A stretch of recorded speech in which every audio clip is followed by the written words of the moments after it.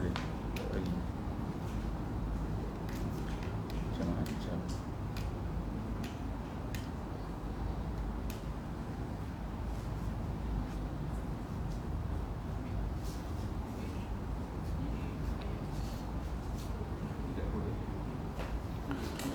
Baik, bismillahirrahmanirrahim. Alhamdulillahilladzi arsala rasulahu bil huda wa dinil haqq liyudhhirahu 'ala ad-din kullihi walau karihal kafirun.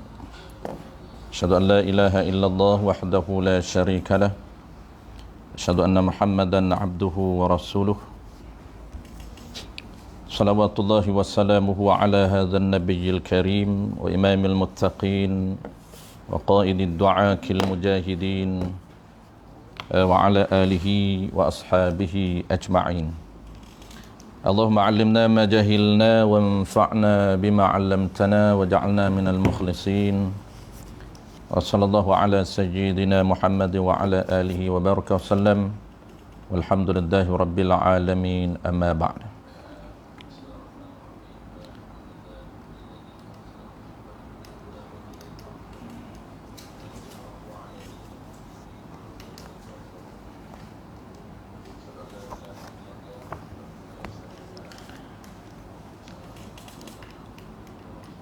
InsyaAllah pagi ini kita akan adakan review ringkas berkaitan ataupun berkenaan dengan workshop Fardu Ain anjuran surau An-Najah. Sepatutnya tuan-puan, kita pagi ini sebagaimana yang kita rancang, setiap hari Ahad minggu kedua dan juga Ahad minggu keempat kita adakan program kelas Fardu Ain Dwi bulanan ataupun kita namakan workshop kelas Fardu Ain Dwi bulanan anjuran Akademik Nurul Safa dengan kerjasama Surau An-Najah Preshin 9 Putrajaya. Perancangan pihak penganjur akan adakan workshop Dwi bulanan ini setiap minggu kedua dan setiap minggu keempat. Hari Ahad minggu kedua dan hari Ahad minggu keempat kita akan adakan setiap bulan. Oleh kerana PKPB kita tak dapat nak adakan kelas seperti biasa, sepatutnya kelas pertama kita adakan awal Oktober. Kita tunda dan sepatutnya juga hari ini. Oleh kerana hari ini pun masih disambung PKPB, maka kita bercadan untuk adakan kelas secara online, sesi review awal berkaitan dengan workshop Fardu Ain yang kita akan adakan di Surau An-Najah. Jadi lokasi dia tuan-puan, insya-Allah perancangan pihak penganjur, lokasi kita akan adakan di Surau An-Najah Preshin 9 Putrajaya. Itu lokasi utama kita akan adakan di Surau An-Najah. Tarikh setiap bulan minggu kedua dan minggu keempat. Jadi insya-Allah hari ini kita ambil masa lebih kurang 1 jam lebih sedikit untuk kita sharing berkaitan dengan program workshop kita secara umum. Secara umum kita akan jelas, khususnya kepada tuan-puan yang dah daftar. Kita ada hampir 40 lebih tuan-puan, 40 lebih ataupun mungkin ada 50 peserta yang akan join kita, yang telah daftar, yang kita telah create group WhatsApp berkaitan dengan workshop ini. Baik, insya-Allah tuan-puan, pagi ini kita akan review secara umum berkaitan dengan konsep pengajian agama di dalam Islam. Jadi secara umumnya kita akan bincang pagi ini. Sepatutnya review ini kita cadang untuk adakan sesi kelas pertama. Tapi oleh kerana kita kelas fizikal kita terpaksa tunda, maka kita buat juga secara online. Untuk menjimatkan masa kelas fizikal nanti kita terus kepada bacaan kitab, kerana kita dah terangkan berkaitan dengan konsep pengajian kita. Baik, sekali lagi tuan-puan, saya ulang, kita akan bincang hari ini ataupun pagi ini berkaitan dengan konsep umum pengajian agama di dalam Islam. Jadi biasanya ramai yang berminat ataupun ada kesedaran yang tinggi untuk mencari ilmu syarak, untuk mencari ilmu agama, tetapi mereka kurang jelas berkaitan dengan konsep pembelajaran yang dianjurkan ataupun yang telah ditadwinkan oleh para ulama kita, yang telah dirintis oleh para ulama kita.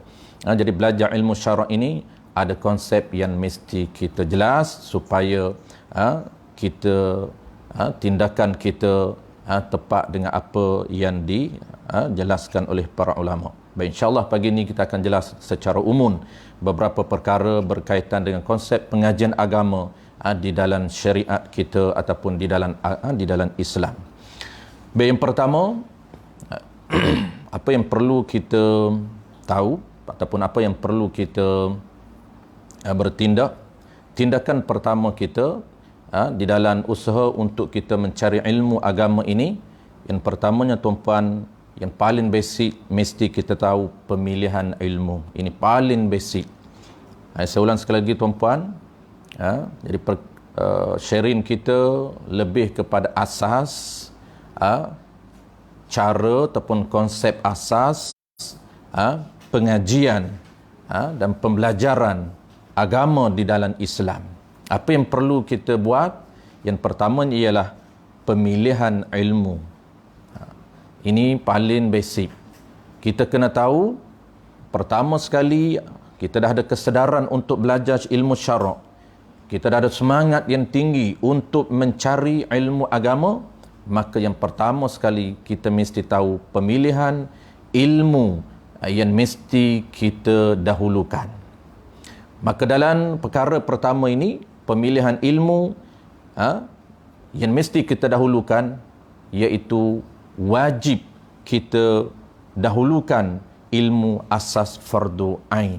Inilah yang ramai terkadang kita tersasar. Kita tak tahu ilmu apa yang perlu kita dahulukan sebelum kita belajar ilmu lain, menyebabkan kita belajar ilmu yang tidak perlu untuk kita dahulukan. Kita belajar ilmu tafsir, kita belajar ilmu hadis, kita belajar ilmu sirah, kita ikut kuliah-kuliah umum, kita ikut ceramah-ceramah umum, maka itu tidak mengikut protokol yang sebenar di dalam konsep pengajian agama. Saya ulang sekali lagi, yang pertama, pemilihan ilmu. Ilmu apa yang perlu kita dahulukan? Iaitu wajib kita dahulukan ilmu fardu ain. Wajib kita dahulukan ilmu fardu ain. Apa dia ilmu fardu ain? Ilmu fardu ain ini ada 3 bidan sahaja. Yang pertamanya ialah usuluddin ataupun tauhid, ataupun ilmu aqidah, ataupun ilmu kalam. Itu ada 5 nama. Itu ilmu asas fardu ain. Ada 3 bidan sahaja. Dipanggil 3 bidan ilmu, 3 sendi ilmu. Iaitu pertamanya ialah aqidah, yang keduanya ialah fiqh, dan yang ketiganya ialah tasawuf. Ini 3 bidan ilmu asas fardu ain yang mesti kita dahulukan untuk kita dapat ilmu secara yang sebenar ataupun mengikut sistem yang betul.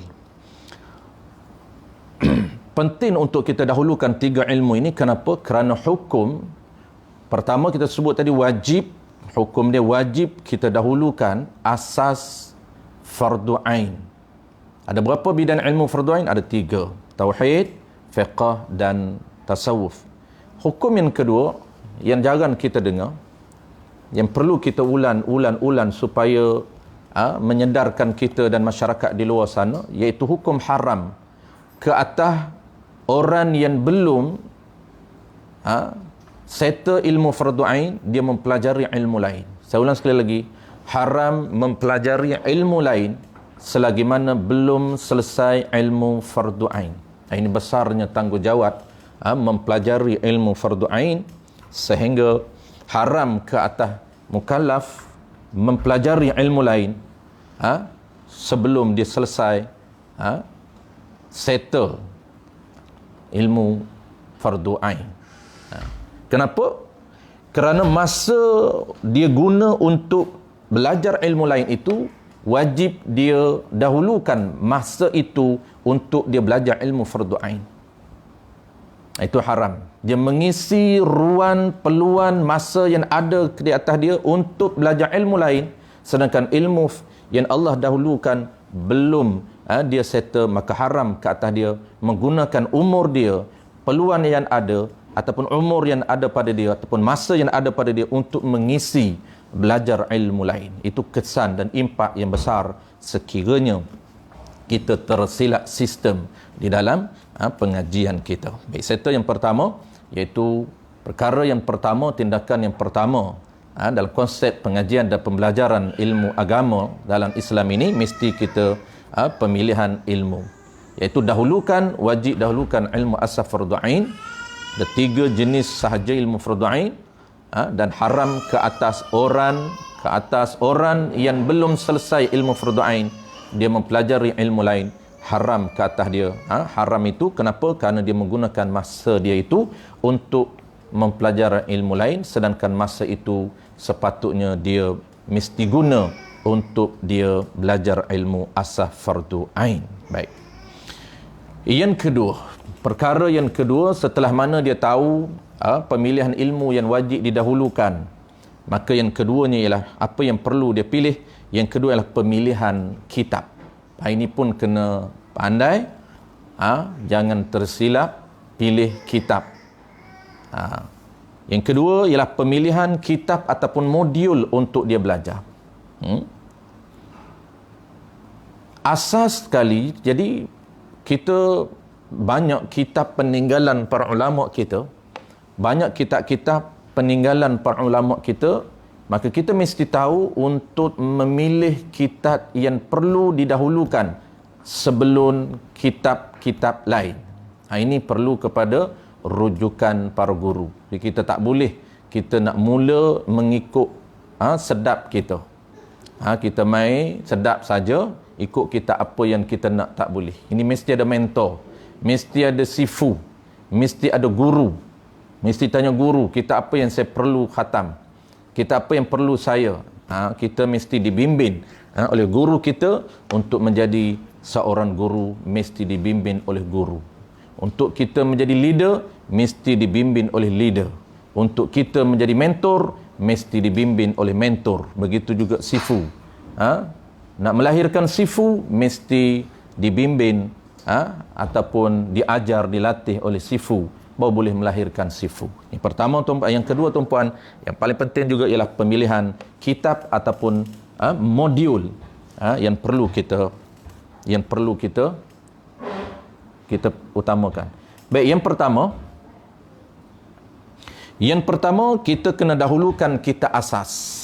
Jadi kitab ini dia ada 3 level. Pertama level asas, yang kedua level pertengahan, yang ketiga level tinggi. Jadi yang kita wajib dahulukan kitab asas mengikut susunan para ulama. Ada kitab asas, yang kedua kitab pertengahan, yang ketiga kitab yang tinggi. Maka kita mesti ikut susunan kitab. Kalau tersilap susunan, maka akan tak tercapai target kita. Tak tercapai target kita. Ahlan wa sahlan. Jemput ni isteri? Oh, tak ada. Okey. Oh, single. Baik, saya ulang sekali lagi, tuan-puan. Pemilihan kitab. Sebab apa? Kita nampak benda remeh, tapi ini besar impak dia kepada kita. Kalau kita ikut sistem, insya-Allah. Kalau kita ikut sistem yang cantik, dia boleh melahirkan produk yang cantik. Sebab itulah kalau kita tengok pengalaman kita, kenapa 10 tahun orang ulang alik ke surau, tapi prestasi dia, progres dia sama. Maksud dia, kepahaman fiqah dia seperti 10 tahun dulu yang dia mula pergi surau. Kepahaman dia dalam ilmu akidah seperti sama 10 tahun dulu dia pergi. Prestasi dalam solat dia sama saja kita tengok. Kenapa? Kerana dia tidak mengikut sistem yang telah dibukukan oleh para ulama kita, ditadwinkan oleh para ulama. Ini sangat penting. Sistem yang telah dirintis, yang telah disusun oleh para ulama. Baik, soalan sekali lagi tuan-puan, pemilihan kitab yang pertama, dahulukan kitab asas mengikut susunan para ulama.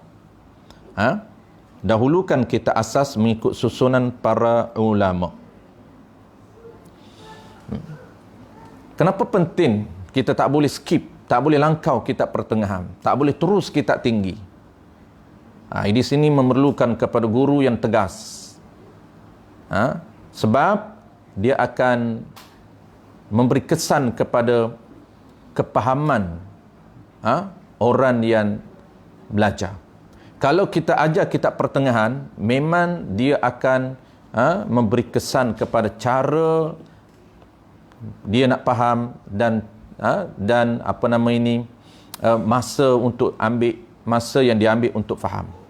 Sebab itu jangan bermudah dengan pemilihan kitab. Mesti kita dahulukan kitab asas, kemudian kita naik kepada kitab pertengahan, dan kita terus naik kepada level ketiga, iaitu perbahasan yang tinggi.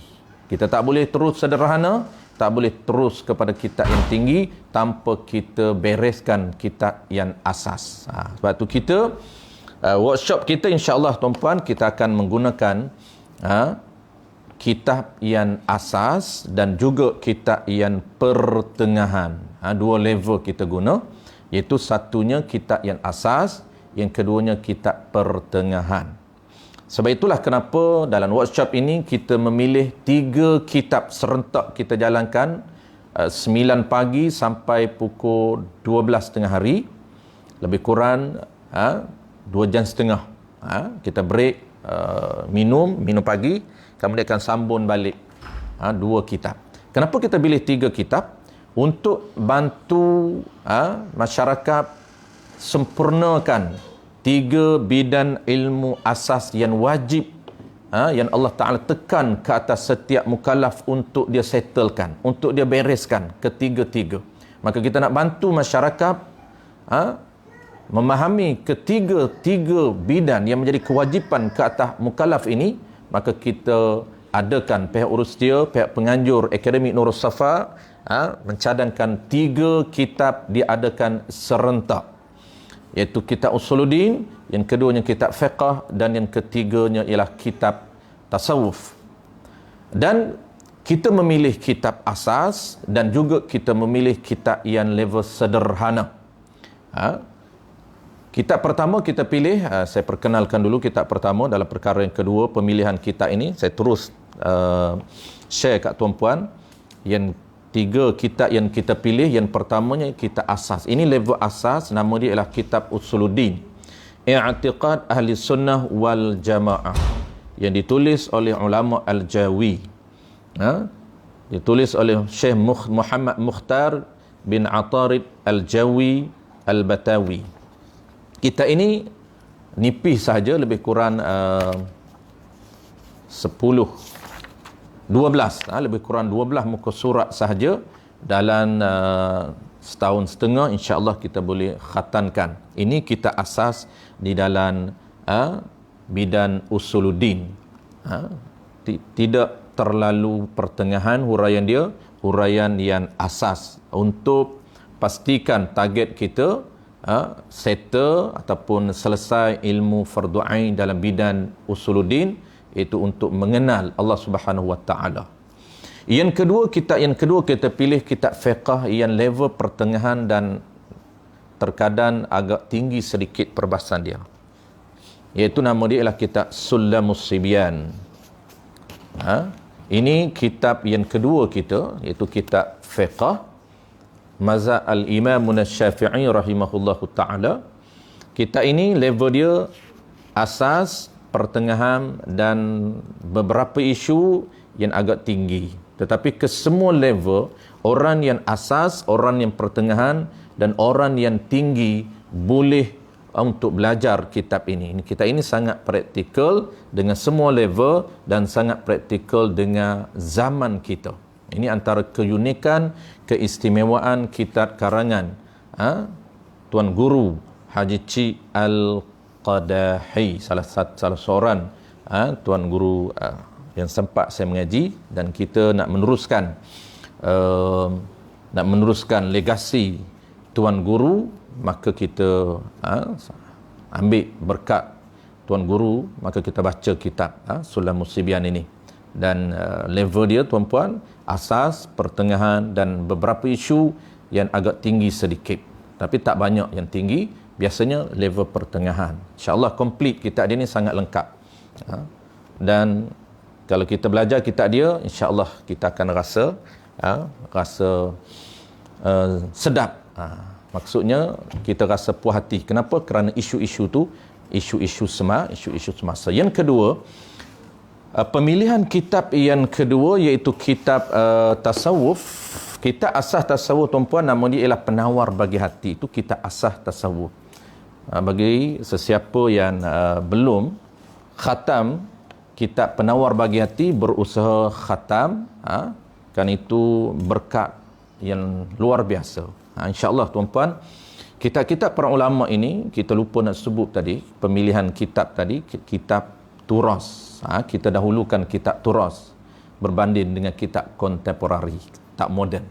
Moden pun ada kitab, tetapi keberkatan yang sangat jauh beza di antara kitab turas, kitab lama dengan kitab moden. Sebab tu kita pilih, kita memperjuangkan kitab-kitab para ulama turas, ataupun panggil kitab tua, ataupun dulu panggil kitab kuning. Kitab tua, kitab kuning, dia masih segar, dia masih relevan sepanjang zaman. Walaupun orang kata kitab tua tak sesuai dibaca kerana bahasanya bukan bahasa zaman kita, tetapi ilmu dia segar, ilmu dia sesuai, dan ilmu dia praktikal sepanjang zaman. Jadi kita ini adalah kitab sederhana. Kita pilih kitab, satunya asas, yang keduanya kitab sederhana. Jadi kitab tasawuf yang kedua yang kita pilih ini, kitab tasawuf ni kita pilih ini level yang kedua, itu level sederhana. Nama dia Samarul Jannah.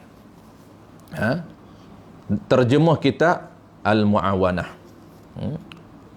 Mu'awanah, bukan Ma'unah. Dia nama lebih kurang lah, Gin Ma'unah. Ini Mu'awanah. Jadi kitab ni level dia pertengahan. Sebab itulah bagi kita sarankan peserta yang akan ikut workshop kita tak buat daurah.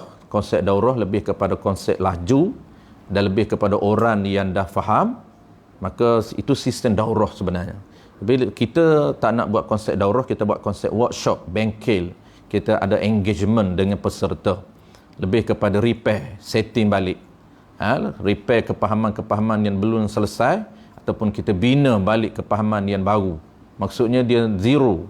Mungkin ada peserta yang zero. Maksud zero ini, dia tak pernah belajar berkitab. Yang dia aja dengar pengajian dan pembelajaran agama secara informal. Biasa dengar di kuliah tanpa kitab, dengar ceramah melalui bahan bacaan. Itulah maklumat-maklumat agama yang kita dapat. Maka itu kita panggil pengalaman pengajian cara bersistem ini zero, kita panggil. Maka kita orang yang zero, kita mula dengan zero. InsyaAllah kita target tak lama satu kitab ini, kalau tuan-puan sabar, istiqamah, khatam satu kitab, kesam dia, insya-Allah kepahaman dia kita boleh kuasai 50% ke atas. Dan 50 lagi itu nak lengkapkan kepahaman 1% kita itu mesti kita mengajar. Mesti kita mengajar. Dan setengah guru kata, Tok Guru saya kata, pengajian dalam kuliah ini terkadang tak sampai 50% kepahaman kita. Ada orang yang dia kepahaman dia dapat melalui kelas 30. Ada orang yang dapat 40. Ada orang yang hebat 50. Maka nak lengkap lagi, dia mesti mengajar. Ada orang faham 60, maka lengkapkan 40% itu dengan mengajar. Kerana ilmu Allah Ta'ala bagi ni dua cara. Pertama dia mengaji, dan ilmu Allah Ta'ala bagi melalui dia mengajar. Dua cara kita dapat ilmu. Kita mengaji, kita dapat ilmu, dan kita mengajar juga, insya-Allah kita akan dapat ilmu. Jadi kitab ini, saya ulang sekali lagi tuan-puan, kitab ini adalah kitab yang sederhana. Setelah mana kita settle kitab Penawar Bagi Hati, kita ini lebih kepada amali, praktikal. Kita praktikal, iaitu kita nak beramal dengan sunnah. Ini beramal dengan sunnah. Dia akan ajar bagaimana cara ikhlas.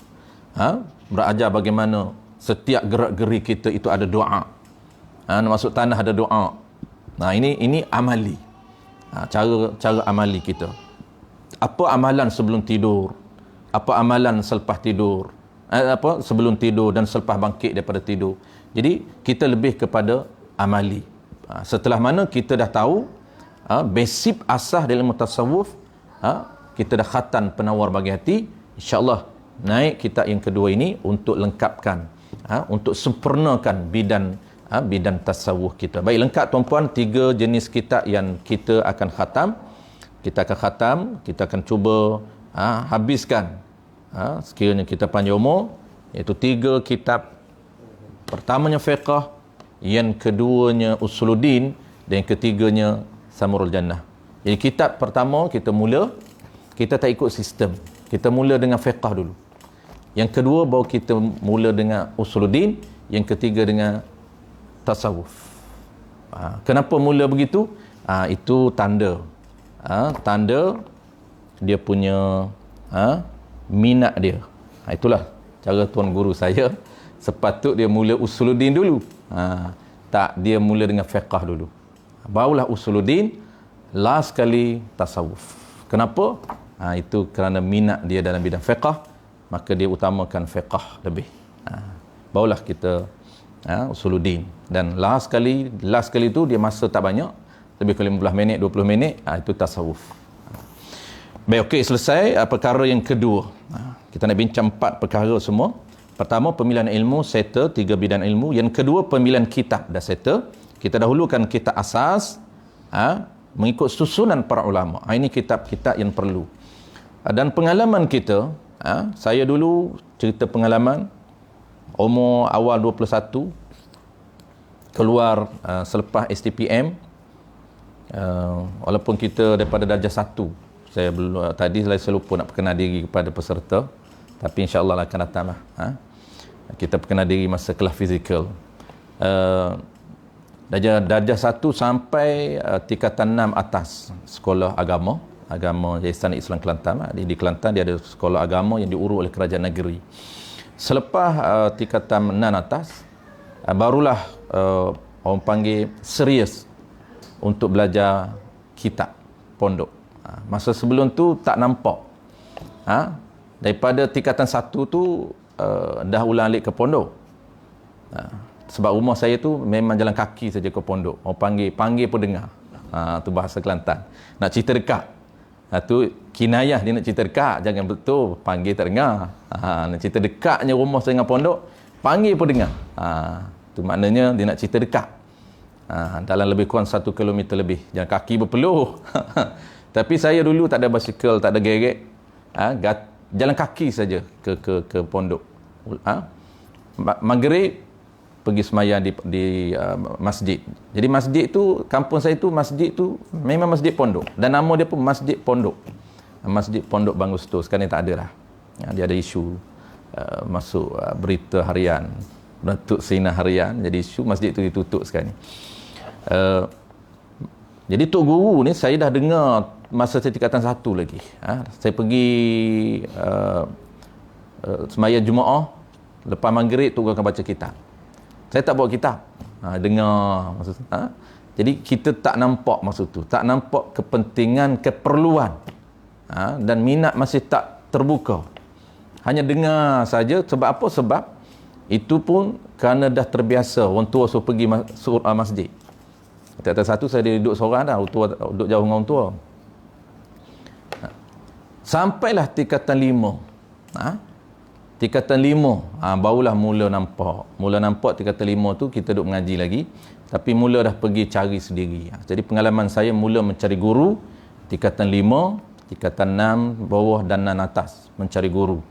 Dari masjid ke masjid saya pergi, tapi satu perasaan saya sampai tingkatan 6 atas tu, tukar masjid ke masjid, antara guru yang saya ikut masa tu, ustaz saya lah YB Nasruddin Haji Daud. Tuan-tuan, kalau tuan-puan Google tu boleh kenal lah nama dia. Orang panggil Singa Pas di Kelantan. Itu antara guru saya daripada sekolah. Belum dia jadi wakil rakyat, dia mengajar kelas sekolah saya lah. Kemudian dia jadi wakil rakyat, baru dia tak mengajar, dan saya follow dia daripada tingkatan 5 saya follow sampai tenata. Tapi masih dalam jiwa kita rasa something yang tak puas, sebab tafsir hadis kita follow dia, tafsir Quran masa tu, daripada Baqarah sampai surah Al-Imran. Itu saya ikut, sempat saya ikut sampai Al-Imran. Saya pun ni cerita pengalaman tuan-puan. Keluar saja tingkatan 6 sebelum masuk sambung belajar. Lalu saya pun, ini keberkatan, saya nak cerita keberkatan. Saya ni bukan ada ilmu tapi berkat saja. Sementara saya nak sambung belajar tu, saya berulang alik selepas Zuhur kuliah saya, berulang alik ke Lubuk Tapah. Daripada pondok saya tu saya dah pindah rumah. Maka rumah saya yang kedua ni jauh, lebih kurang dalam 5 km ke Lubuk Tapah. Jadi dengan motor. Lubuk Tapah, arwah Tuan Guru ni masih ada, Tuan Guru Hajilah ni. Dia dah tua masa tu, telinga pun dah tak dengar, cakap pun kena kuat. Dan dia ni orang pakar lah bidang usuluddin. Hajilah Lubuk Tapah. Iaitu kawan kepada Tuan Guru Haji Saleh Musa. Dia orang ni nama pondok sama, perangai sama, personality sama. Kalau tengok, personality dia sama, penampilan dia, cara dia pakai serban, muka bersih, janggut tak ada, misai tak ada, cukur, semua tak ada. Dia tak ada janggut, tak ada misai, semua cukur, bersih muka dia, cara dia pakai serban sama dengan Tuan Guru Haji Saleh. Dan dia backing, sama lah, perangai dia backing sama je, takut. Jadi saya ni pergi ulang alik, itulah kisah, kalau orang tanya saya, itulah kisah bermulanya era saya jatuh cinta dengan kitab pondok. Keberkatan Tuan Guru ni lah.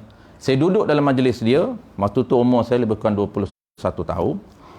Setiap hari, saya lupa hari apa, kuliah dia lepas Zuhur sampai Asar. 3 kitab. Saya pergi masa tu pun memang saya tak faham.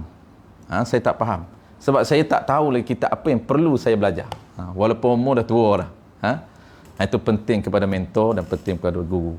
Saya duduk itulah saya, apabila duduk dalam majlis dia, saya tak faham pun, tapi Allah gerakkan untuk saya pergi. Kempen orang, ajak adik saya pergi. Walaupun kita tak faham, tapi kempen orang, jom kita mengaji. Tak lama lah, tahun 98, 99, 2000. Berkatnya Tuan Guru Haji Lubuk Tapah ni, dan dia ada banyak karomah dia. Berkat dia banyak karomah. Berkat dia ni saya tergerak hati untuk saya berhijrah.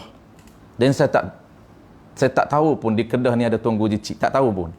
Ini pentingnya kita berada dalam majlis para ulama. Berkat majlis dia, tergerak hati saya untuk ke Kedah. Dan saya dalam minda saya masa tu, saya tak pernah keluar. Saya tak tahu pun Kedah kat mana. Kita ni orang kampung, tak tahu. Yang kita tahu Selangor, KL saya tahu. Perlis saya tak tahu duduk kat mana negeri Perlis. Kedah saya tak tahu duduk kat mana Kedah. Sebab tak pernah sampai. Hanya keluar Terengganu, hanya keluar KL. KL pernah sampai lah, pernah keluar kerja KL. Tapi Kedah saya tak tahu duduk kat mana. Johor saya tak tahu kat mana. Hanya tahu dia peta saja. Mantap, tergerak hati untuk ke Kedah. Mula tahun 2000 saya merantau di Kedah. Masa di Kedah itulah bertemu dengan Tuan Guru Jicik dan bertemu dengan Tuan Joma. Waktu itulah saya didedahkan dengan kitab-kitab asas. Tuan Guru Joma sebut, belajarlah dulu Paku Imam. Saya follow je. Apa yang mentor kata, follow. Itu memang kita kena taat. Jangan banyak tanya. Guru kata baca Paku Imam, baca Paku Imam. Saya tak tahu, saya tak tanya, kenapa nak kena Paku Imam? Tak boleh Baqarah. Tak boleh Faridah. Tak, tu guru kata Paku Imam dulu. Maka saya ikutlah dia punya level guru, sampailah saya keluar dan saya masuk pondok balik. Saya habis dengan Tuan Guru Jicik, sampailah saya masuk pondok. Dan masuk pondok tu tak kisahlah, di pondok memang dah telah di sistem oleh Tuan Guru. Kita tak boleh pandai-pandai minta, memang Tuan Guru dah aturkan. Baik, sekiranya kita di luar pondok, maka kita kena tanya guru apa kita yang perlu kita belajar. Baik, saya tahu. Kita nak perkara yang ketiga. Baik, terus kepada perkara yang ketiga. Perkara yang ketiga ni pemilihan guru. Yang ni saya tak nak jelas lah. Cuma saya nak jelas sedikit saja. Pertama, pemilihan ilmu.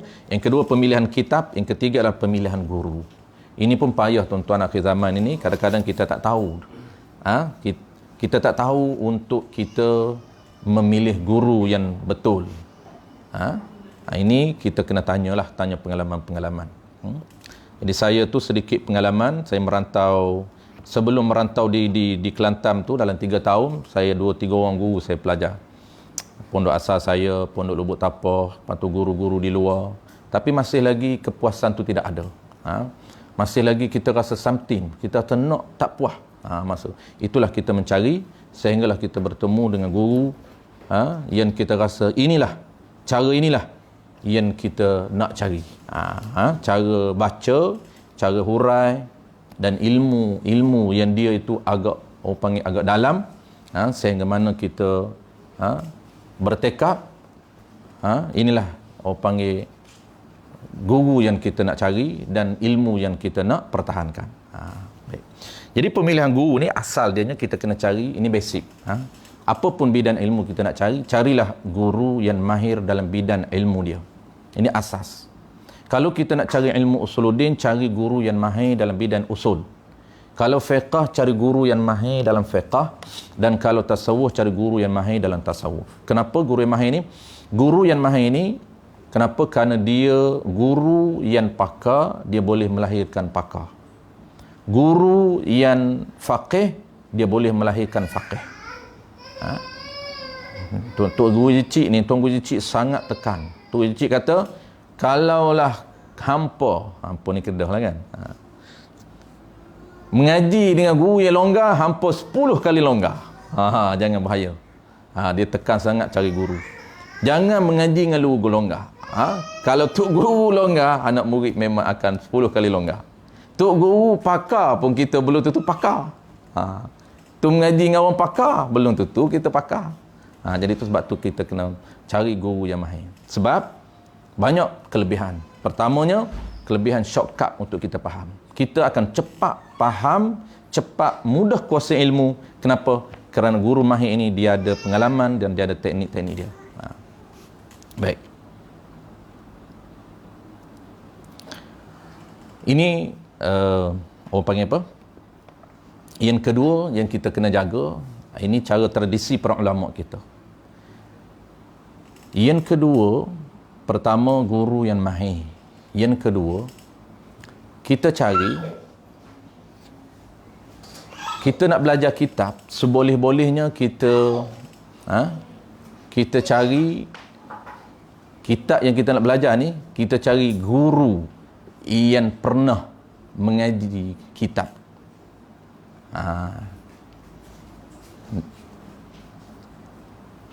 Sebab hari ni ramai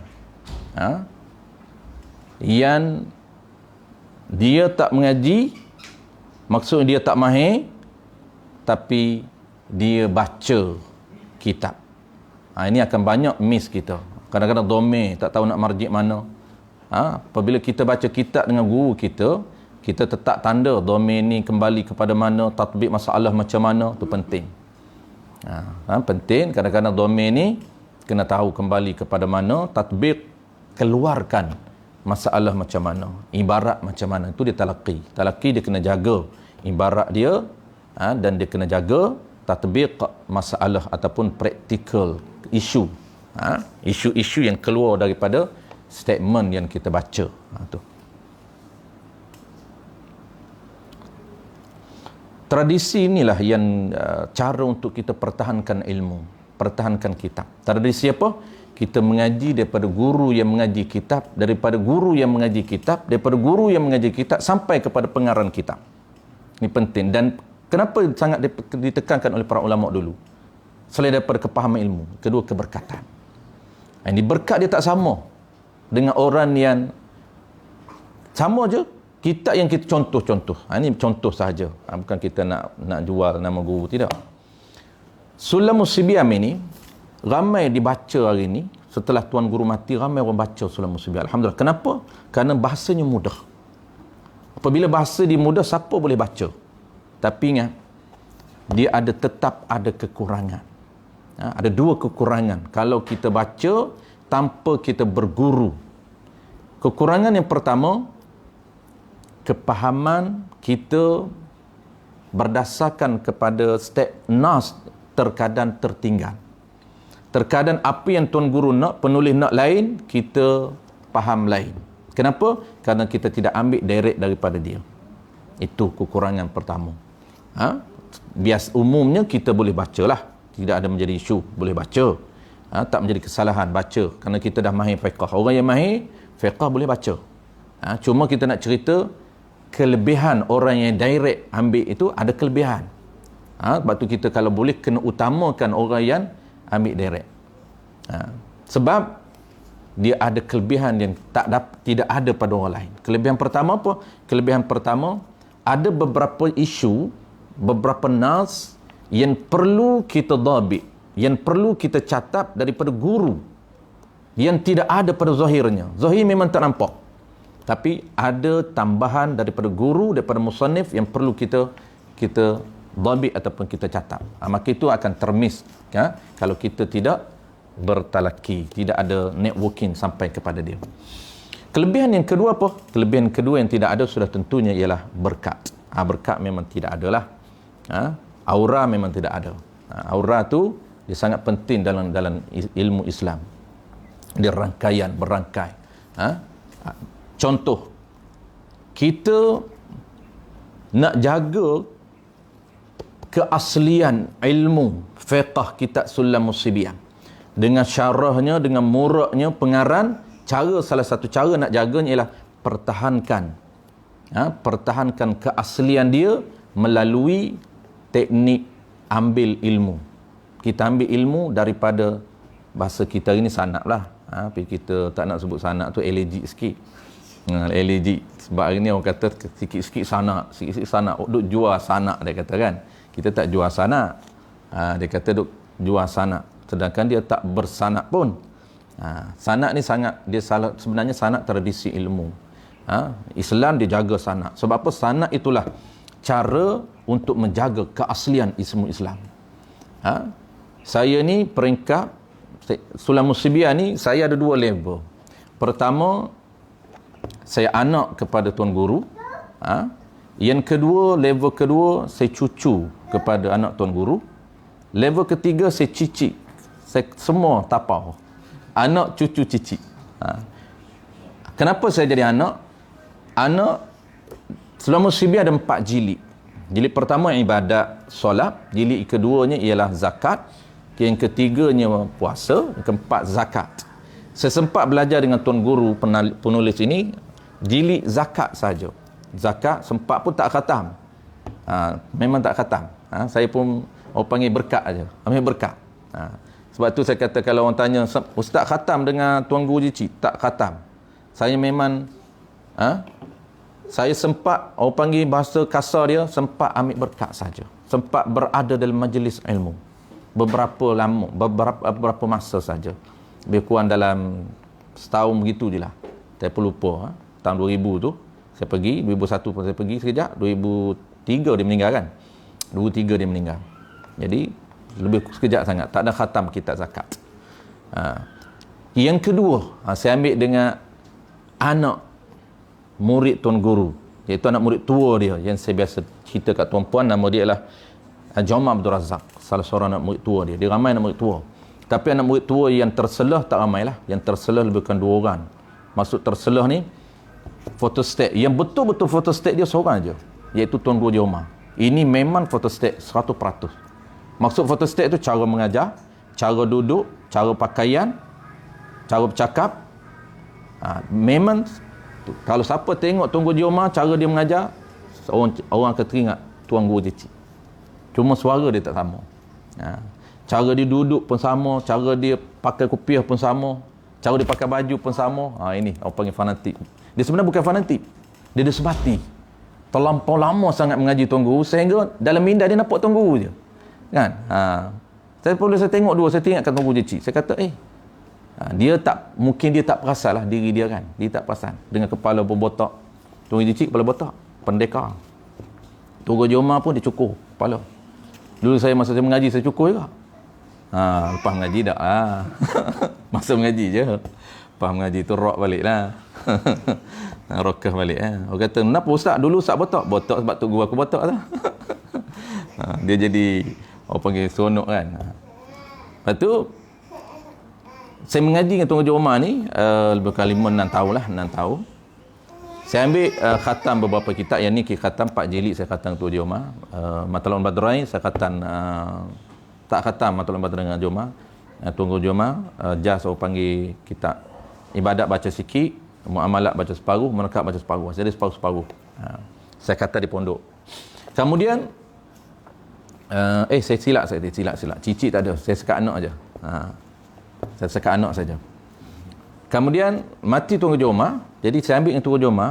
Tuan Haji Omar anak murid. Jadi saya lah, betul lah kan? Saya cucu lah kan? Tuan Haji Omar anak murid tua. Saya ambil pula dengan Tuan Haji Omar, mana saya ni cucu. Kan? Betul lah. Saya ni anak, cucu. Mati Tuan Haji Omar, barulah saya ke pondok. Jadi ke pondok tu sama level saja. Ke pondok tu anak murid muda dia. Dia ada anak murid muda dia yang masa tu beberapa muda yang terselah. Antaranya ada 2 orang yang terselah. Maksud terselah ni kebolehan dia diakui oleh Tuan Guru Haji Cik. Antaranya Ustaz Ibrahim. Yang keduanya ialah Ustaz Wan Pahan. Wan Pahan tu dia tak buka pondok lah, dia bisnes. Dia baik settle.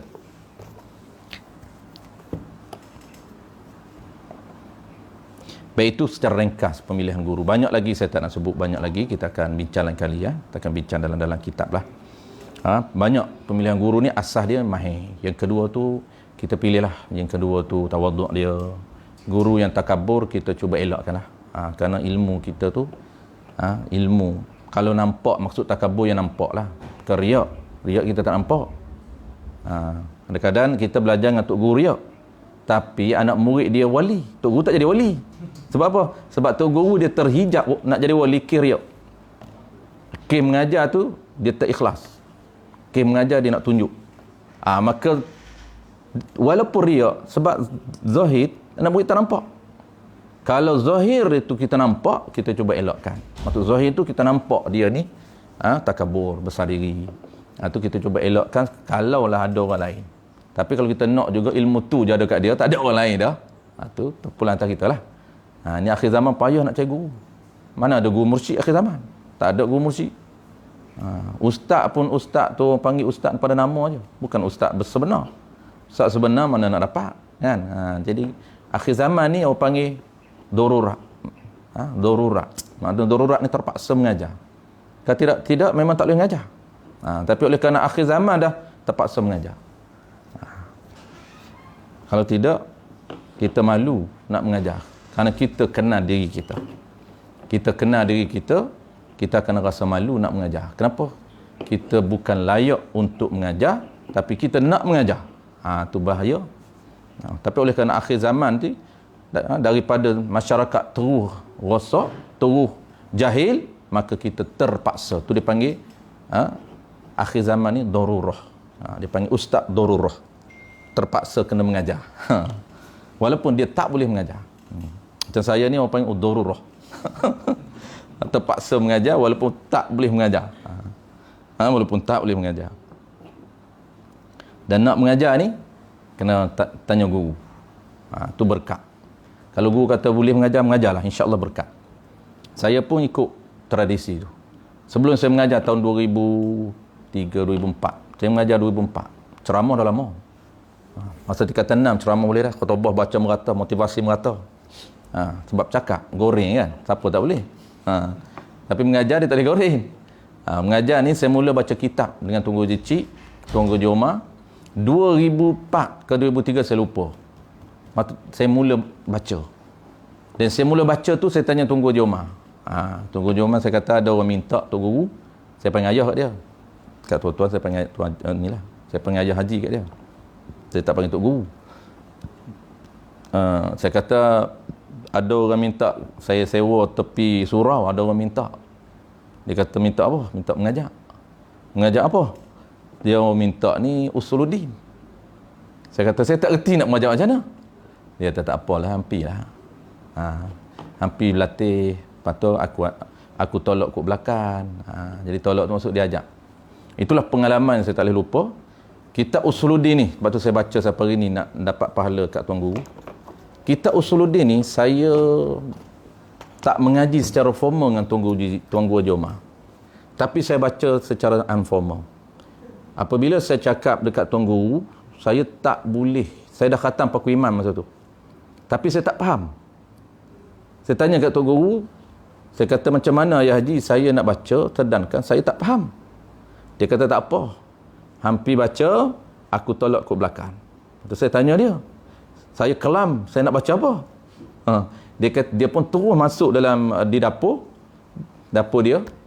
Saya tahulah pak dapur dia, rumah dia semua duduk dalam minda saya. Kat mana dia simpan barang, kat mana dia simpan paran, gula, teh, semua saya ingat. Dia pun pergi ambil di almari belakang di dapur dia. Dia keluar bawa kitab kat saya. Dia kata, hang baca kitab ni. Saya kata, nak baca macam mana? Saya tak baca dengan Ayah Haji lagi. Tak apa. Petang-petang hang datang rumah aku ajak, hang nak baca apa baris? Hang baca depan aku. Oh tu. Itulah dia cara dia bimbing saya mengaji. Lalu sebelum saya baca di surau, petang, malam saya nak baca surau, petang saya pergi rumah dia. Lepas asar, saya pergi rumah. Dia kata, hari ni hang nak baca apa baris? Hang baca depan aku. Saya baca di surau. Okey. Baris ni begini, saya tulis aja. Ni dah. Malam ni baca. Saya pun malam saya pergi baca aja. Siap nota depan. Siapa anak murid gelak kat saya. Dia kata ustaz buat nota. Tak apa. Anak murid gelak tak apa. Anak murid dia gelak tu bukan apa, dia respect. Dia kata ustaz tu buat nota. Dia kata boleh mengajar dia kata. Bukan payah mengajar, yang penting buat nota. Saya buat nota depan ni. Ini nota contoh hari ni. Saya letak sebelah ni nota. Nota tu masih saya simpan sampai hari ni, kenangan. Saya buka, saya tengok nota. Buka, tengok nota. Tak boleh tengok kat orang. Tak ada eye contact lagi masa tu. Kan? Baru kerak kaku macam robot. Sampailah saya khatam. Saya khatam dalam keadaan saya faham tu. Belajar dengan dia petang, malam saya baca. Nasib baik masa tu, mengajar orang kampung yang tak tanya. Kalau tanya, memang saya tak boleh mengajar. Saya kata bagus mengajar orang kampung ni, dia tak erti tanya. Sampai akhir khatam kitab tu, setahun lebih saya duduk di surau tu, satu soalan pun tak tanya. Mula itulah saya pun, orang dah tahu, dah ada nama, mula orang panggil kitab fiqh. Mula saya baca kitab fiqh kedua saya pengalaman. Saya tak baca kitab ni. Kitab ni memang tak baca lagi. Kitab Sulam Sibian. Saya baca kitab fiqh Pati Musalli. Itu kitab fiqh kedua saya baca. Ada orang minta di masjid. Mula saya baca fiqh tu lah, saya tak buat nota. Kenapa? Kerana keberkatan sanad Tuan Guru Cicik ni, kita boleh faham dan kita ingat. Ketika nak mengajar, dia datang. Kalau syarat mukalah 5 terbayan, macam PowerPoint di minda kita. Dan mula tu orang dah tanya. Mula tu alhamdulillah. Mula mengajar masjid memang soalan banyak. Maknanya kita berlatih kitab ni setahun orang tak tanya, barulah kitab kedua mula orang tanya dan kita dah pandai. Alhamdulillah. Itu berkat. Jadi tuan-puan nak cepat kena mengajar. Tapi nak mengajar tu tengok dululah. InsyaAllah melalui mengajar dia boleh. Dan situlah kenangan saya yang saya tak boleh lupa dengan Tuan Haji Omar ni. Yang dia sangat humble, sangat tawaduk. Yang ketika tu memang penuh kelas dia. Penuh kelas dia. Daripada petang dia tak mengajar. Saya saja eksklusif. Saya ni dia layanan special. Buat orang jauh kan. Dan dia buat saya anak angkat. Itu specialnya. Saya dilayan lebih sedikit. Seorang saja. Saya baca kitab Faridah seorang. Kitab ni saya baca seorang saja. Dan saya banyak pergi buat khidmat dengan dia. Sebelum saya khidmat, saya tanya soalan. Daripada rumah saya bawa soalan nak tanya. Waktu tu kan tak faham banyak. Jadi kita catat soalan, tanya. Dia dah get ready. Sembang. Boleh saya buat kerja. Sebab tu saya, alhamdulillah lah, sampai hari ni saya rapat. Dah lama dah saya tak pergi ziarah isteri, dia masih ada. Saya panggil Tok. Dan anak-anak dia semua rapat lah. Semua saya kenal anak-anak dia. Rapat dengan saya. Dan dia pun anggap saya ni sebagai anak dia, anak akak. Sebab tu dia bahasakan Abahan, Kok Ham, dia bahasa itu lah. Kok Ham main tadi. Jadi alhamdulillah itulah keberkatan yang ada. yang apa panggil warisan tuan guru kita. Okey, settle. Last sekali kita nak berhenti pukul apa? Pukul 11 kan? Pukul 11 lebih kita last sekali pukul 11 suku kita berhenti.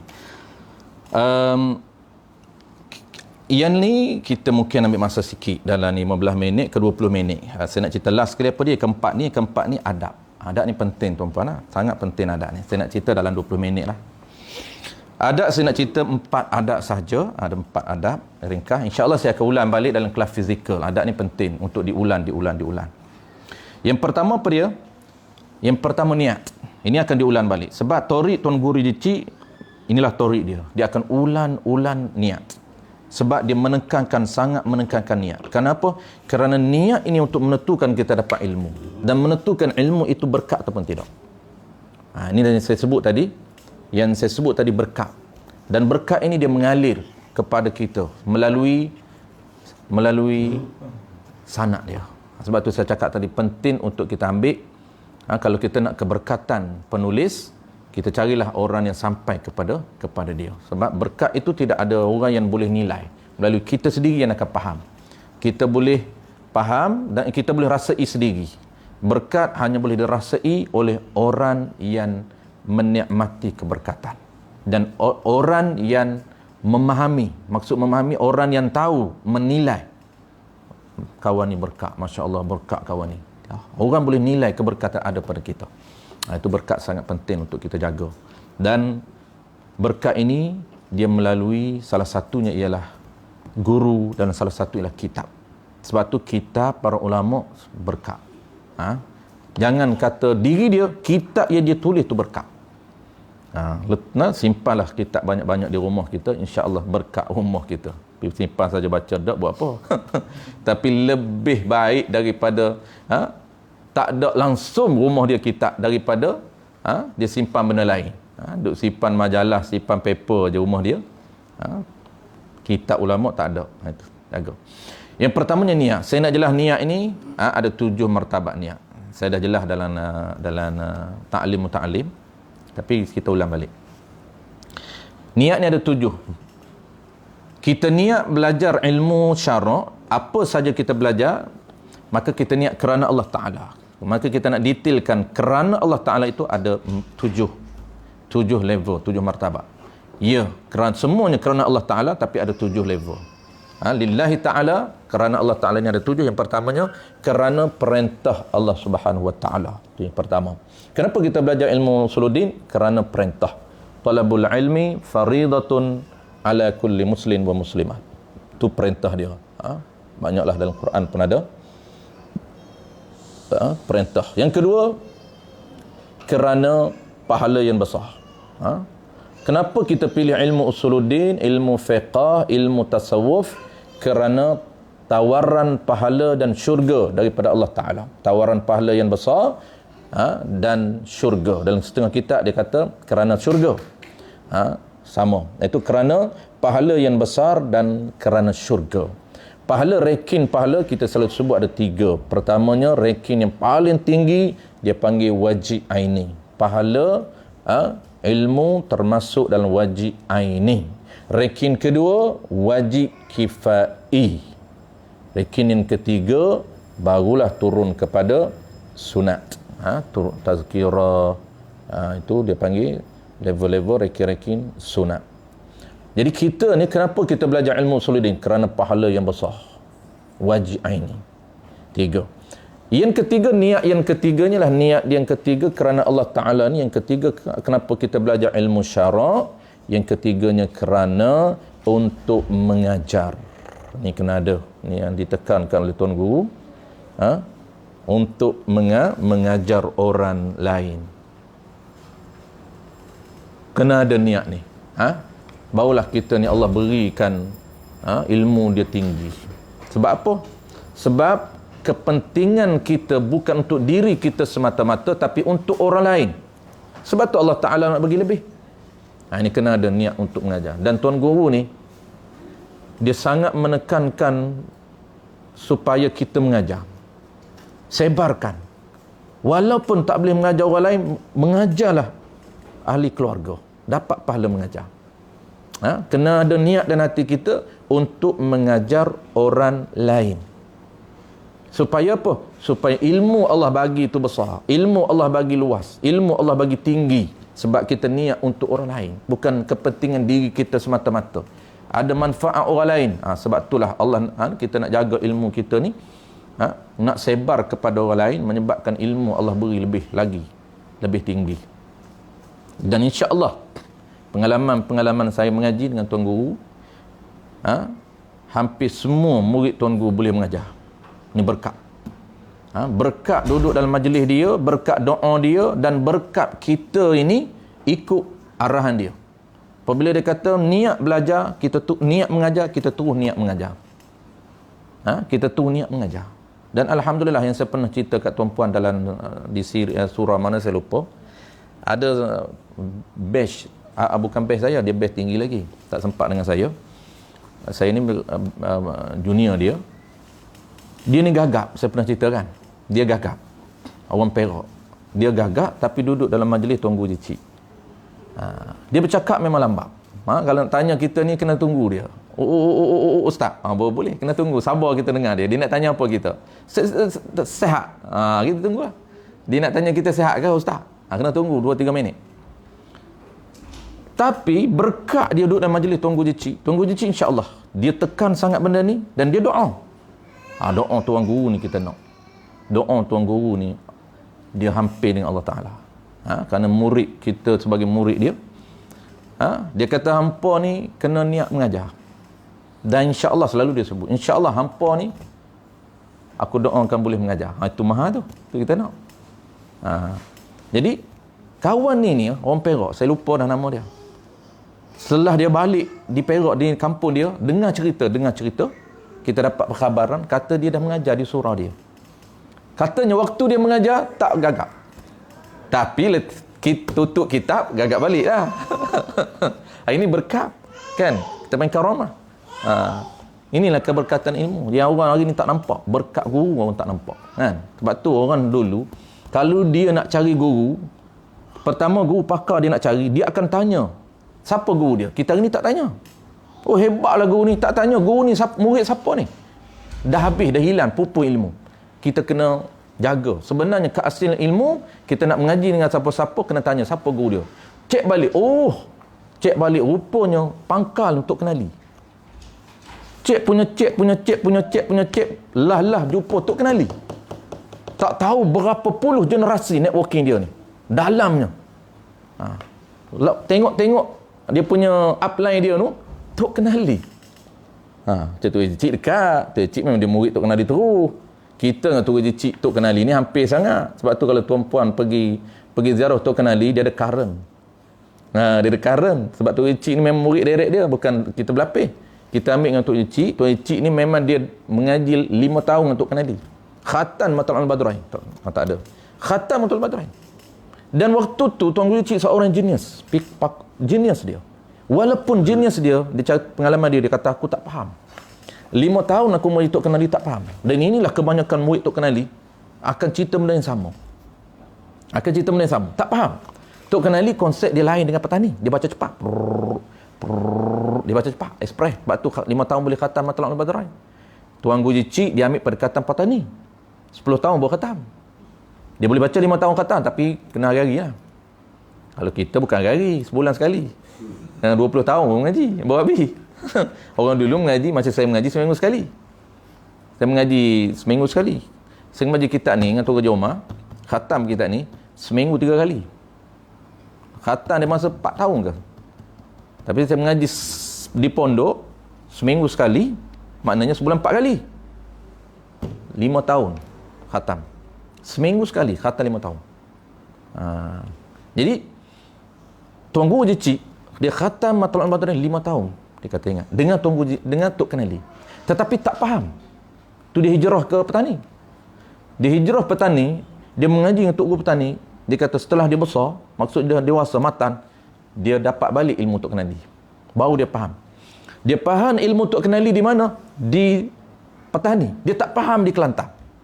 Ini proses Allah nak beri. Itu proses biasa yang dilalui oleh semua orang. Bukan kita tak genius, bukan. Itu proses yang Allah Ta'ala atur kita, tentu kita latih kita macam tu. Dia tak akan dapat segera. Jadi batu Tok Kenali, orang komen dia, orang komplain dia tak akan layan. Betul tu, kenapa Tok Guru baca sangat? Baca cepat. Dia kata tugas aku baca je. Tugas pahan Allah Ta'ala. Alayya lil qira' wa 'alallahil futuh. Tu kalam dia lah. Itu kata-kata Tok Kenali. Apabila orang tanya dia, Tok Guru baca cepat sangat. Dia kata alayya lil qira', tugas aku baca. Wa 'alallahil futuh, nak beri faham pada kamu ni bukan aku. Allah Ta'ala. Maka aku jalan tugas aku je. Dia baca je. Tok Kenali ni, Tok Guru Jecik ni, dia boleh ilmu Tok Kenali di Fatani. Barulah dia dapat. Dan Tok Guru Jecik ni, dia kenapa dia rijal fiqh. Rijal ni, dia ada nama dulu. Dalam fiqh ni, pahlawan fiqh. Rijal ni pahlawan. Macam silap lah, ayanda. Bukan senang nak panggil ayanda. Ini silap pun, buah pun 2-3 biji pun ingat. Dia panggil ayanda. Mana boleh? Macam hari ni. Panggil murabbi. Allahu Akbar. Siapa yang bagi nama? Netizen. Oh, teruk. Dia murabbi tu pun duk layan. Kemban pengubuk. Kemban hidung. Netizen bagi murabbi. Ya Allah, takut kita. Netizen panggil murabbi. Dia ingat mudah untuk dapat murabbi. Kan? Ngajar popular sikit dalam YouTube. Panggil murabbi.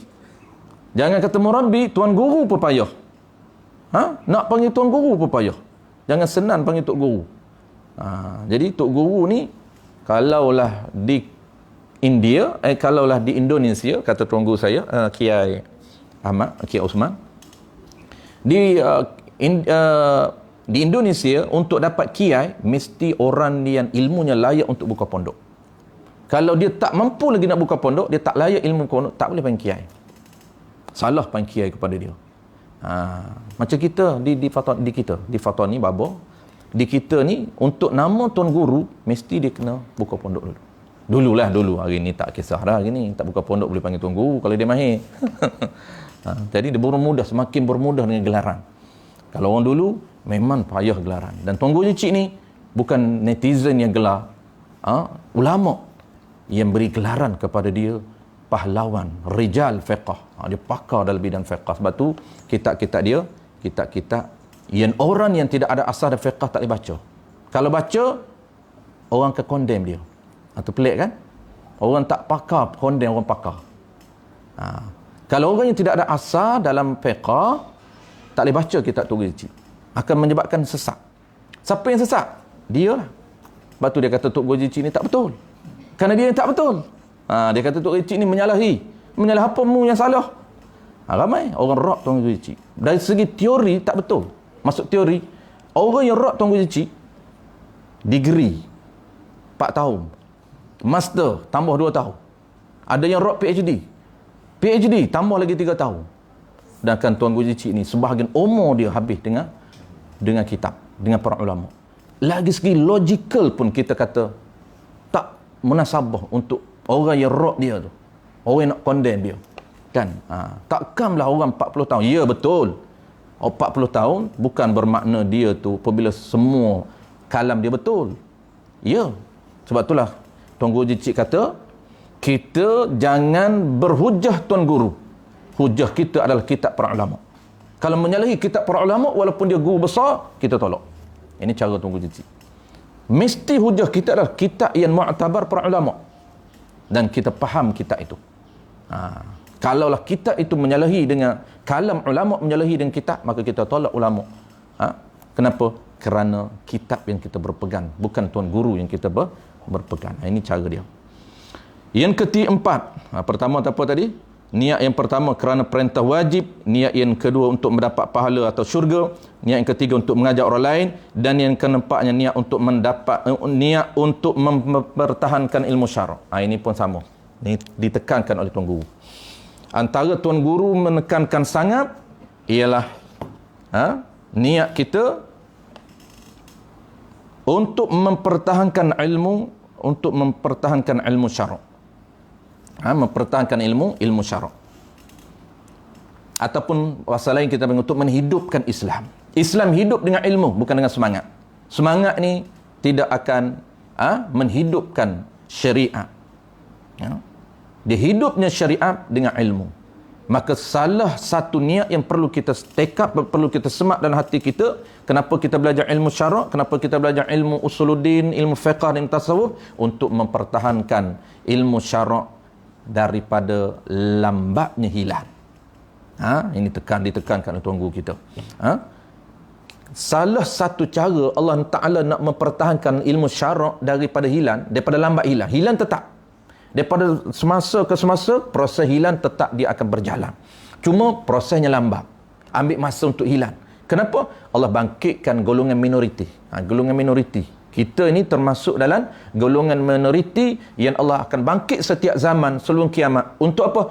Untuk mempertahankan ilmu dia. Macam mana cara nak mempertahankan? Ambil tahu, peduli, cakna, mengaji, mengikut sistem. Inilah orang-orang yang akan mempertahankan. Sebab tu dalam kitab Ta'lim Muta'allim, dalam kitab Makanatul Ilmu wal Ulama, dia menggelarkan golongan orang yang mengaji ini sebagai pejuang.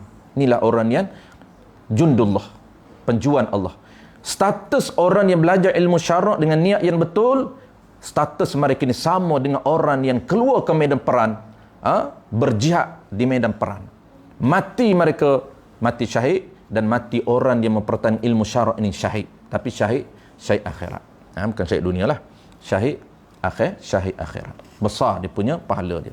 Kenapa? Karena kalau tidak ada golongan minoriti ini, hukum syarak akan dilanggar secara terbuka. Kenapa? Kerana orang tak tahu. Orang tak tahu nak sembahyang betul, orang tak tahu nak bagi salam betul, orang tak tahu nak keluar zakat yang betul, orang tak tahu muamalat yang betul. Maka akan dibuat cara jahiliah.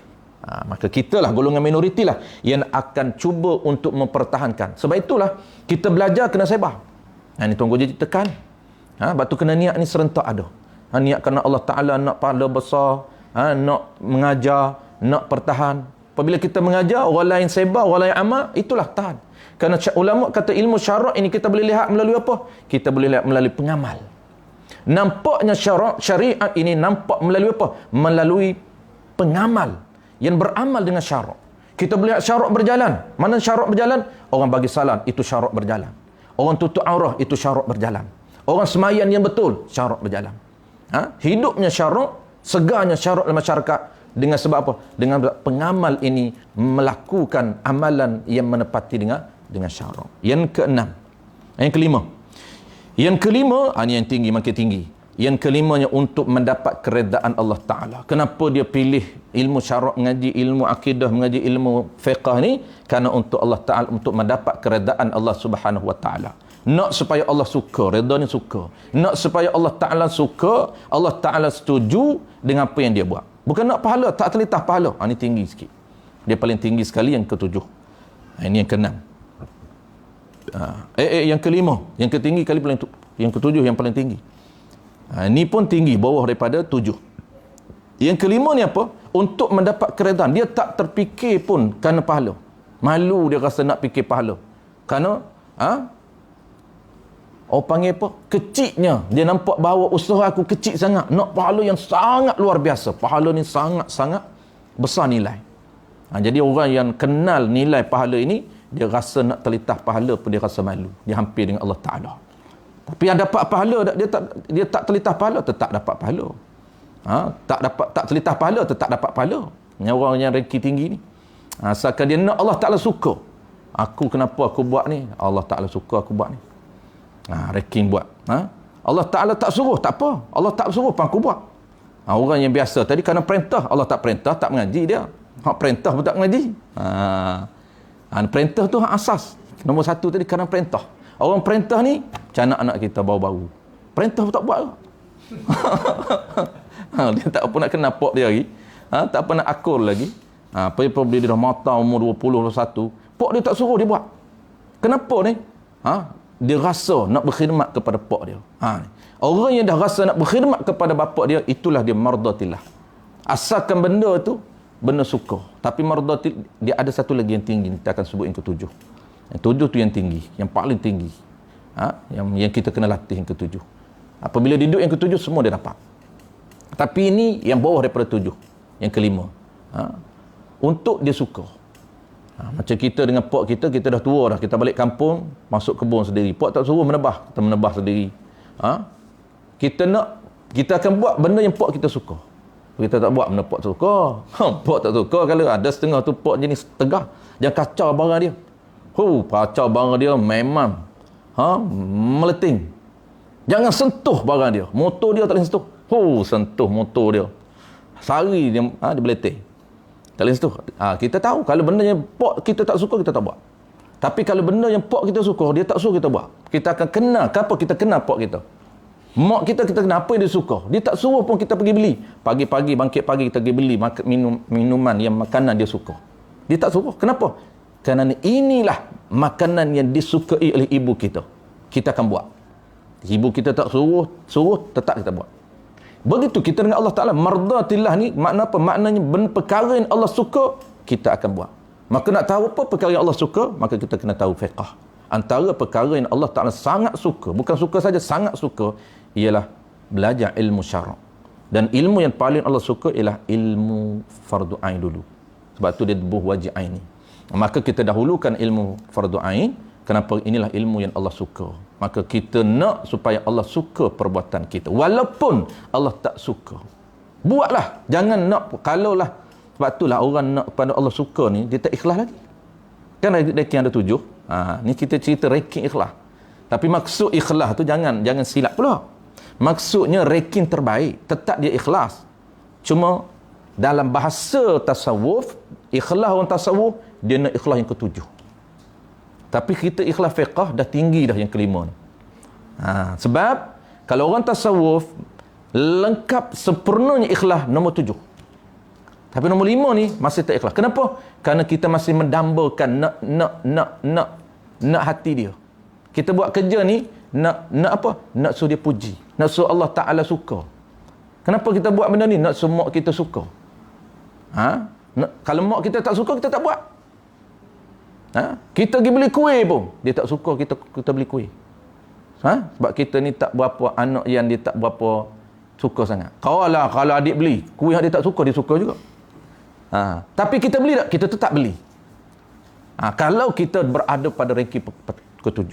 Waktu para ulama dulu kita belajar tasawuf, kita akan cerita. Banyak kisah-kisah para ulama, kadang-kadang 40 tahun. Dia buat, dia niat dia ni mendapat mardatillah, tapi Allah tak reda. Dia tetap buat. Aku tetap buat walaupun Allah Ta'ala reda ke tak reda, aku tetap buat. Kenapa mau buat? Aku nak reda dia. Walaupun dia tak reda, aku akan buat juga. Kerana aku tahu benda ni dia suka, tapi aku buat dia tak suka, aku akan tetap buat juga.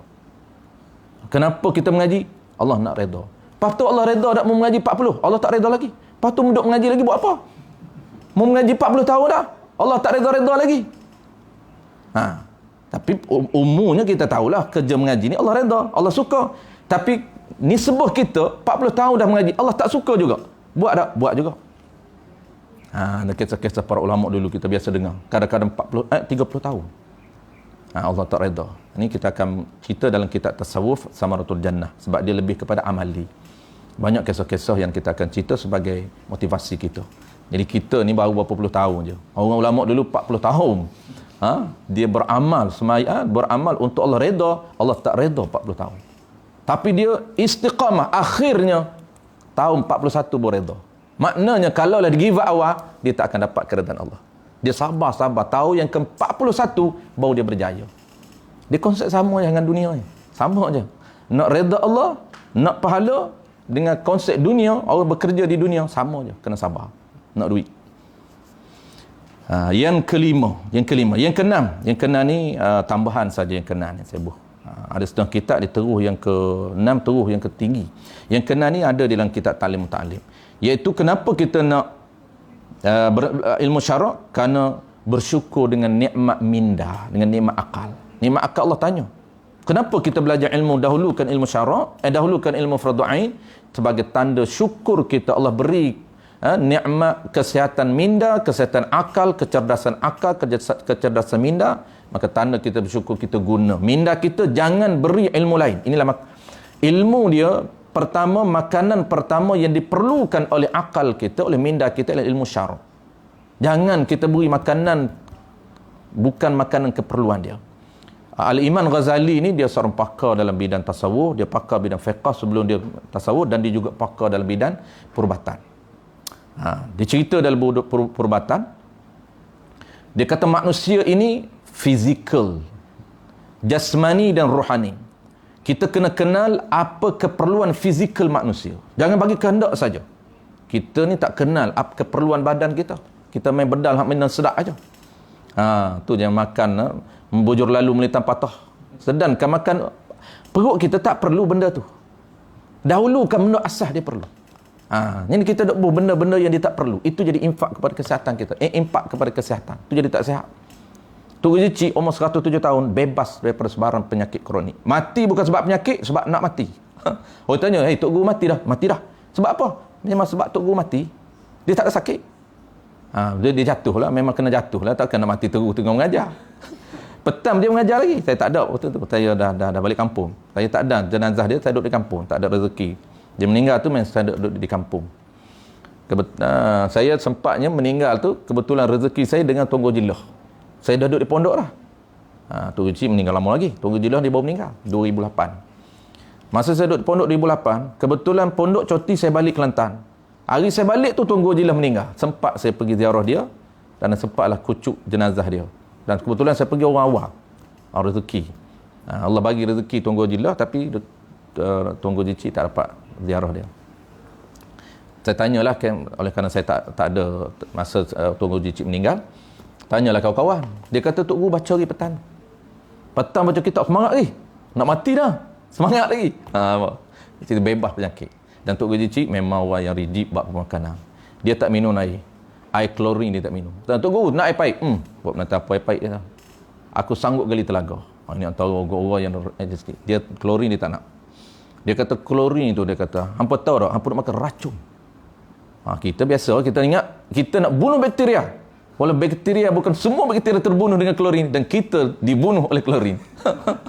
Akhirnya 20 tahun dia kalau ikut formula biasa. Formula biasa, kita makan sedikit. Benda yang racun sikit ni macam kita makan racun sayur-sayuran, ada racun serangga dan sayuran. Bahan kimia lah kita makan kimia. Kimia, sintetik, bahan kimia kita makan secara sedikit, dia tidak mudarat segera. Dia ambil masa lebih kurang 20 tahun. 20 tahun akan ada mudarat. Sebab tu akan sakit saraf kita kesan, sakit pinggan, sakit tu mula penyakit mari. Sebab 20 tahun dia mula kesematan badan kita. Tok Guru Cik sangat tegas. Dia rela makan air telaga. Dia kata minum telaga, aku sanggup minum air telaga tanpa dimasak. Daripada minum air klorin dimasak. Air klorin dah masak dah. Tak lagi, dia tak nak. Dia boleh tahu. Buat air klorin kat dia, lempar dia tu. Jangan bagi kat aku, dia tu benda yang racun. Dia tak akan. Boleh terpertahan, dia bebas penyakit. Macam Nabi mati kajian. Orang Islam tak kaji, tapi orang putih kaji. Saya selalu sebut Dr. Ashman, salah seorang orang Islam yang kaji. Orang putih saya lupa nama daripada Belanda. Yang buat kajian sehingga dia masuk Islam. Dia buat kajian pemakanan Nabi sehingga dia masuk Islam. Dia daripada medical. Dia orang doktor biasa, orang Belanda. Kemudian dia kaji pemakanan Nabi. Dia masuk Islam, tertarik dengan gaya hidup Nabi yang sehat, bebas penyakit. Dia kata kajian dia menunjukkan Nabi hidup tanpa penyakit. Dia kata Nabi tak pernah sakit walaupun sekali. Maksud penyakit lah, demam tu biasa. Tak demam jadi Fir'aun pula. Habis yang ke berapa tadi? Yang ke last yang ke-7 ni, yang paling tinggi apa dia? Yang paling tinggi semata-mata kerana Allah. Ni paling tinggi. Dah pukul 11.30 dah. Ni paling tinggi. Paling tinggi semata-mata kerana Allah. Ini setengah Tok Guru dia kata kalau niat mengajar tak ikhlas, niat mempertahankan tak ikhlas, niat nak pertahankan ilmu tak ikhlas, niat nak mardatilah tak ikhlas. Lepas Tok Guru ikhlas, niat semata-mata, tak ada telitah lain, semata-mata kerana dia.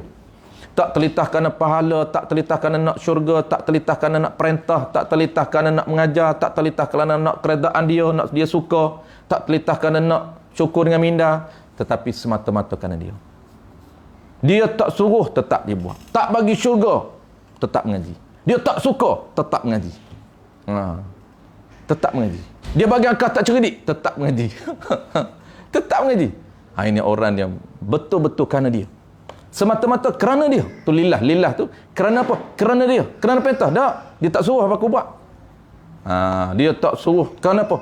Kalau kita ni dengan bapak kita dengan guru kita khidmat. Dia tak suruh pun tetap kita khidmat untuk ibu bapa kita.